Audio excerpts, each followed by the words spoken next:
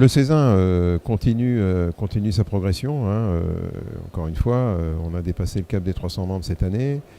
On a souhaité, et ça a été un très bel écrin que nous a servi les assises, on a souhaité mettre en lumière un certain nombre de RSSI avec ce grand prix qui était au départ une idée du Césin, et on a voulu effectivement l'organiser de la meilleure façon possible, et du coup nous nous sommes associés avec DG Consultants pour avoir cette manifestation dans le cadre des assises qui a permis de mettre en lumière 4 talents et en choisissant effectivement un certain nombre de domaines comme le digital, comme l'innovation, comme des critères finalement pour sélectionner ces RSSI. Puis bien évidemment, on a couronné le meilleur d'entre eux, le RSSI de l'année, le grand prix du jury, pour Thierry Olivier, qui est RSSI Group de la Société Générale et qui le mérite bien. Alors le RSSI, déjà il y en a de plus en plus, donc je pense que c'est une bonne nouvelle. On a beaucoup de membres qui nous rejoignent et qui sont des premiers RSSI de leur entreprise. Donc c'est plutôt bon signe, c'est signe qu'effectivement ce sujet-là ne peut plus être traité en mode part-time job par un technicien réseau ou par un responsable de prod comme c'était souvent le cas. Et cette mission devient une mission à part entière dans beaucoup d'entreprises. Du coup, ce qu'on a fait nous au niveau du Césin, c'est qu'on a mis en place un mentorat.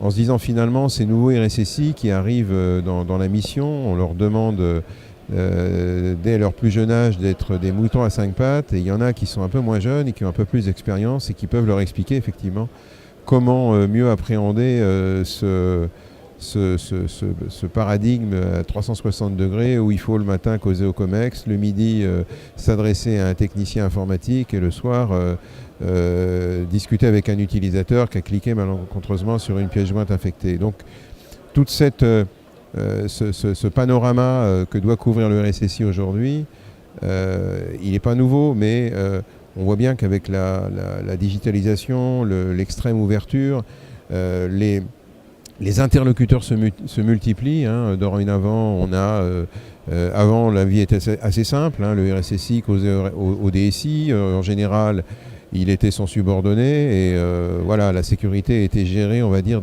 avec un œil plutôt SI, plutôt informatique. Dorénavant, on est plus dans les problématiques de gouvernance, plus dans les problématiques de digitalisation. On a des nouveaux amis, le CDO, le Chief Digital Officer, ou alors le Chief Data Officer.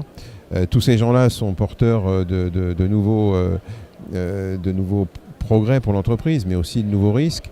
Et il faut faire ami avec ces gens-là. Il ne faut surtout pas, évidemment, les empêcher de créer.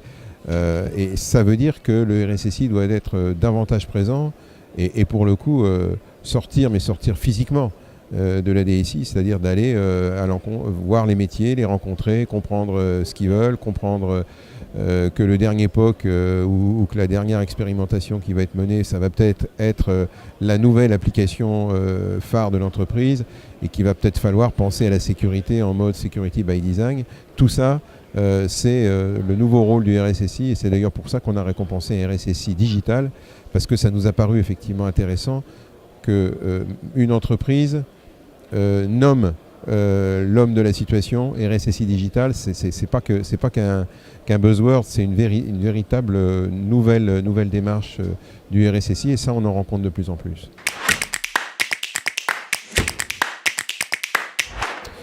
Alors le DPO, effectivement, c'est un nouvel interlocuteur, hein, après le CDO multiformule. Le DPO va être, en particulier pour les entreprises qui n'ont pas aujourd'hui de SIL, parce que quand il y a un SIL, la vie est assez simple, le SIL devient le DPO, en règle générale, et la relation que le SIL avait avec le RSSI perdure ou se poursuit dans le cadre du RGPD. Par contre, beaucoup d'entreprises n'avaient pas de SIL. Et du coup, ça veut dire qu'il faut, elles doivent se poser la question du DPO. Où est-ce qu'il faut le mettre, dans quelle entité, à qui il faut le rattacher, quelles vont être ses responsabilités. Et du coup, le lien entre le DPO et le RSSI, il va devoir se construire. Le DPO, bon, il n'y a pas d'école pour devenir DPO comme il n'y avait pas d'école pour devenir RSSI. Donc est-ce que ce sont plus des juristes que des techniques? Est-ce que ce sont plus des gens qui vont être versés vers les problématiques d'organisation, de gouvernance que de problématiques de protection de la donnée et comment dirais-je, de sujets très très juridiques?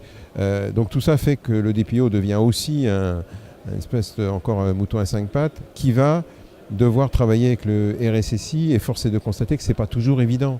Parce que le RSSI, il a été habitué toute sa vie, toute sa vie de RSSI, à protéger l'information. C'est pour ça qu'on l'aime, mais qu'elle soit personnelle ou pas. Hein. Et dans beaucoup d'entreprises, il y a beaucoup d'informations à protéger qui ne sont pas à caractère personnel. Donc il ne faut pas non plus que cette affaire de RGPD déséquilibre trop le travail du RSSI, qui va être le nez dans le guidon pour protéger les données à caractère personnel et pas s'occuper des autres. Donc je pense qu'il y a un vrai challenge aujourd'hui avec cette course contre la montre que tout le monde va perdre. Il ne faut pas se leurrer. Je pense que en mai 2018, personne ne sera prêt, personne ne sera compliante. Mais ce qu'il faudra avoir montré, je pense, vis-à-vis des autorités, c'est la volonté d'avoir mené ce programme RGPD. Et donc ce programme, souvent le DPO n'est pas non plus un chef de projet. C'est pas dans sa culture. Donc du coup, peut-être que c'est le RSSI qui sera le chef de projet du DPO. Bref, je pense que ce couple, il va devoir effectivement s'accorder, trouver ses frontières, trouver ses complémentarités. Et les choses ne vont pas s'arrêter en mai 2018. Il va falloir effectivement poursuivre le travail, mais tout en gardant en tête pour le RSSI une certaine homogénéité dans l'approche de la protection de l'information.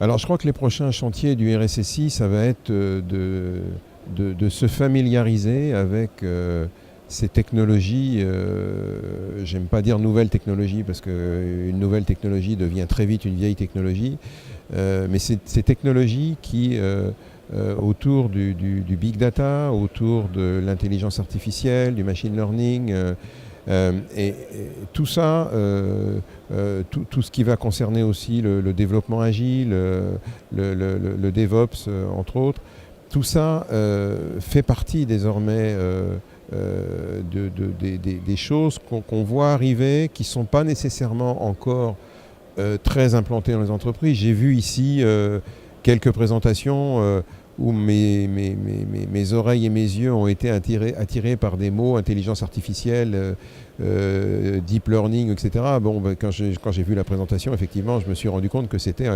une petite couche de marketing, mais qu'en dessous, il n'y avait pas encore la véritable matière autour de ces sujets-là. Mais je crois que la sécurité va en bénéficier, parce que, en fait, on s'est rendu compte, et pour certains à leurs dépens, que toutes les briques aujourd'hui de protection, de prévention sont inefficaces, enfin en tout cas sont perfectibles, pour être moins cruel, et qu'il va falloir qu'on ait davantage de regard sur ce qui se passe. Qu'est-ce que fait l'utilisateur avec le navigateur qu'on lui donne, où il va entreposer les données, etc. Et comment finalement le monde externe interagit avec le monde interne. Tout ça, ce sont des milliards d'informations que l'on peut aujourd'hui, qu'on a la capacité aujourd'hui de récolter, qu'on a la capacité de traiter, encore une fois en mode big data, mais qu'un être humain ne saura pas appréhender d'une manière efficace dans les années à venir. Donc l'intelligence artificielle va devoir nous aider. Et je crois beaucoup sur le volet supervision et détection, et du coup remédiation ensuite.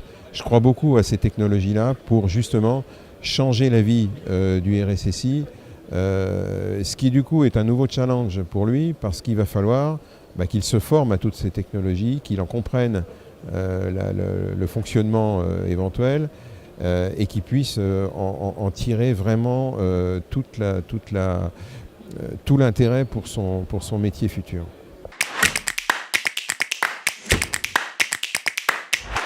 Oui, il y a beaucoup de questionnements aujourd'hui de la part de RSSI, de grandes entreprises, eu égard aux grands projets